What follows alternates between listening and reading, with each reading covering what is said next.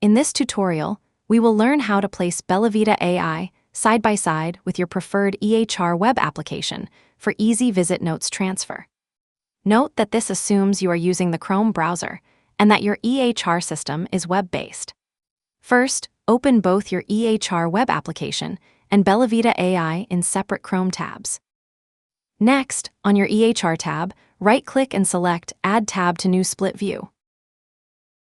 Then, on the side view that appears, select BellaVita AI. Now you have both apps side by side and can resize the side view to your liking. Click the sidebar icon to open the sidebar menu.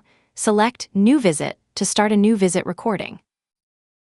Once you have finished the recording and generated the note, you can go to your patient's visit note and transfer it to your EHR application. If, at any moment, you want to split the apps back into their own tabs, click the three dots on the bottom right of the side view and select Separate Views. We hope you found this tutorial helpful.